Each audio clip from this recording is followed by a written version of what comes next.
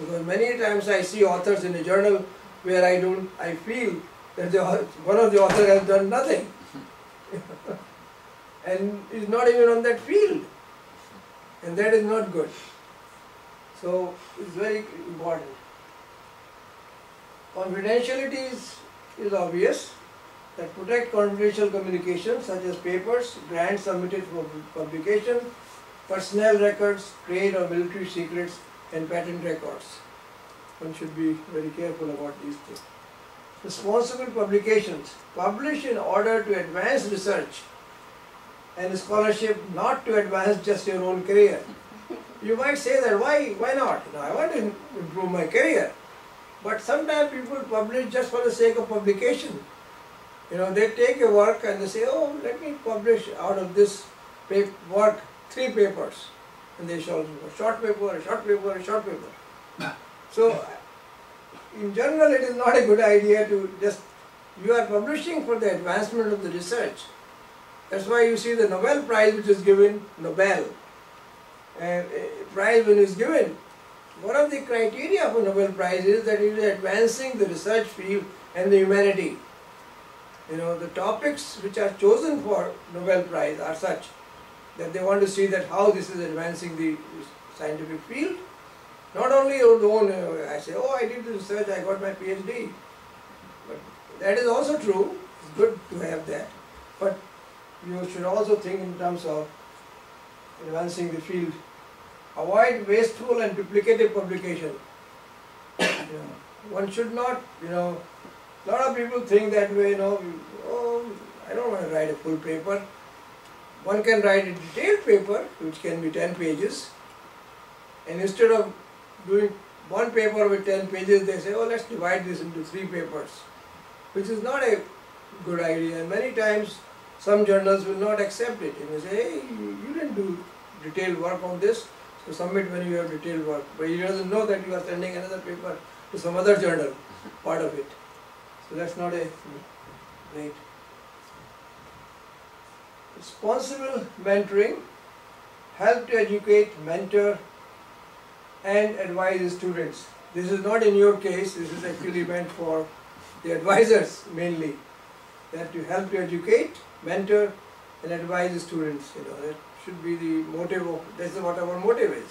When we are working in the lab, we are advisors to help you, mentor you, and to advise you for promote students' welfare and allow them to make their own decisions. Many times we give them a cookbook. So you do this, and that's it. I think one should, as a mentor, as an advisor, one should give a chance to the student. That okay, this is the problem. What do you think? How we solve it? So I think that gives you an opportunity to, and that should be the role of the faculty or the advisors, that they should allow the students to make their own decisions, and give some ideas for research. Respect for the colleague is also very important. Respect all your colleagues and treat them fairly. Many times, you are working in a lab, there are many graduate students or many undergraduate students are working. So you have to respect their work. Because if you are not respecting their work, it can be disastrous, it can be bad. Because if somebody wants, one should not be that way.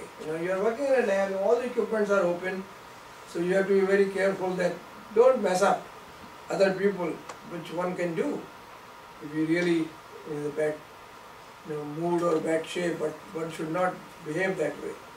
Research is very critical. Social responsibility is very also important. Strive to promote social good and prevent or mitigate social harms through research, public education, and advocacy. That's also very important, which is quite obvious. Legality. This is an obvious point. Know and obey relevant laws and institutional and government policies. One should obey what the policies are, because when we do research for various agencies, we have to respect the agencies, like if you are writing something working for DOE or Department of Defense or National Science Foundation, they have certain requirements and certain legal points. So one should respect and obey those points. This is important. This is what I have taken out here. There is a very interesting publication published by the National Academy of Sciences. It's called On Being a Scientist. And I think a lot of faculty in the department has a copy of that. If somebody doesn't have, I bought many copies and gave it to faculty at that time. And that's a very interesting publication and very good publication which tells you about the research ethics as well as publication rules. The allocation of credits is always has been and will remain a very important topic in research. That how do you allocate the credit of your research work done? In a standard scientific paper, credit is explicitly acknowledged in 3 places. When you write a list of authors, acknowledgements of the contributions from others, and the list of references or citations. So there are 3 places where the credit goes. What are the authors of the paper? You acknowledge at the end of the paper, thanks to somebody or agencies or whatever, and then also you list of references and citations which you have taken from other people's work which you have quoted in your paper. That's also. Citation serves many purposes. Acknowledge the work of other scientists, because when you're writing a paper you are acknowledging work of other scientists, because everything is not your own. You are citing other people's work. Direct the reader to other sources of information. You should write. For example, a lot of papers you read in journals and it is not properly cited of other work. So if somebody takes that work and say, oh, let me repeat this result, and if the citations and acknowledgements and things are not very proper, you will never be able to repeat that work. You will never ever able to repeat, say, oh, let's take the recipe of this person in the paper, that he measured 10 grams of this and mixed it with water, or this, and grew a crystal. And if the citations are not very proper, you can never repeat that work. But one should be. If the paper is properly written and cited, then one should be able to repeat and reproduce those results which other person has done. So let's say one should keep in mind. Direct the reader to other sources of information. In the paper when you write, you should direct the reader to the other sources. Acknowledge conflicts with other results. Provide support for the views expressed in the paper. If you express some views, then you should write in such a way that you are supporting and express those points. Failure to cite the work of others can give rise to more than just hard feelings.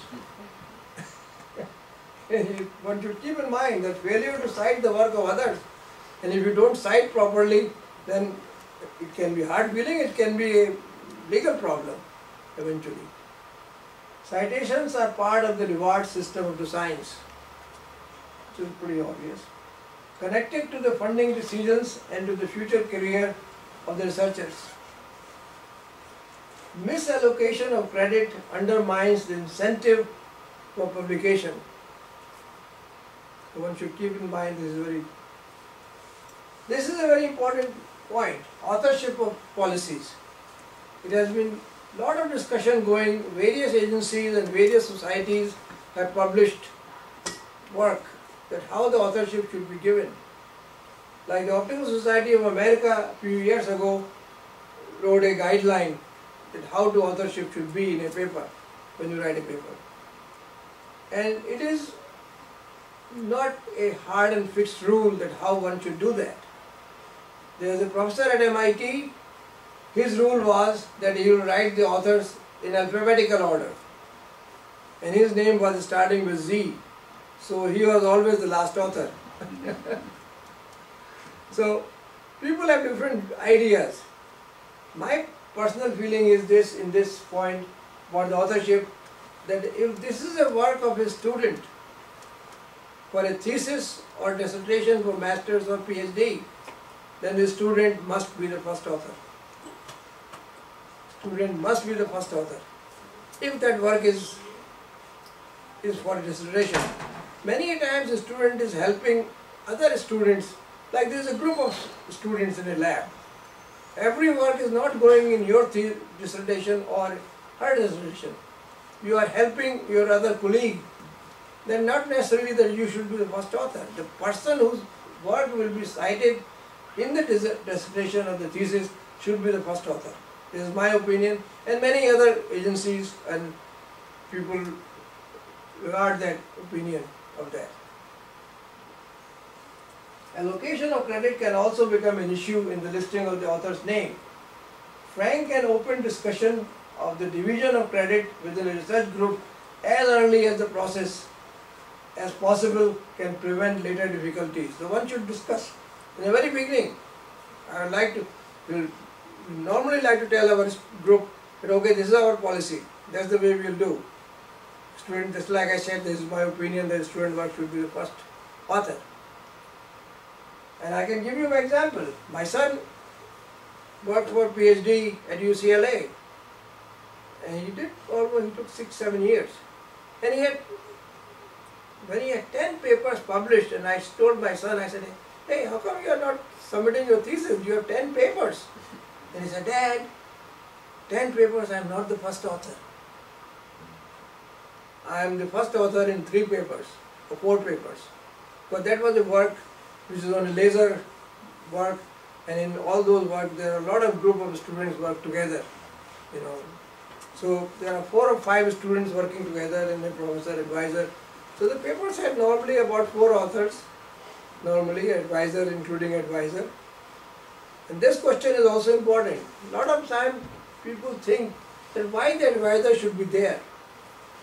He didn't do any experiment in the lab. He didn't enter the lab maybe one time in one day. Why should he be the author? I didn't take any data. But that's not important. That's not true. The credit of a paper is also the idea. The advisor gave you the idea of doing research. So I think he deserves some credit. Because a lot of people have discussion about this, that what percentage is the idea. I'm not sure, I have no fixed opinion about that the idea carries 50% or 60% or 40% or 70%, but it definitely carries. So the advisor can be an author, you know, in the paper. Not necessarily that he gets just acknowledgement in the thanks. So if a senior researcher has defined and put the project into motion and a junior researcher is invited to join major credit, major credit may go to the senior. That's the point which I was making. If the senior person has given the topic of research, say, hey, I think you should look this material doing like this, will produce a better detector or better sensor, whatever. Then he deserves the credit. So, occasionally a name is included in a list of authors even though the person that had little or nothing to do with the content of the paper. Such are called honorary authors. Dilute the credit due to the people who actually did the work. I am totally against it. That one should not give authorship to the people just what they call as honorary authors. Because that's not only, it's really diluting your total effect of the paper. One should not do that. There are different opinions about that, a lot of people do that, but in general, I will feel that one should not be doing it. You know, if the paper has contributed in some way, so I think if that problem, like doing in the medical field, if that becomes a rule for all journals, that you have to write that what this author has done, what this author has done, what this author has done, what this author has done, then this problem will be solved. Well, you have to say. You cannot just say that, oh, I am putting this name of the person because he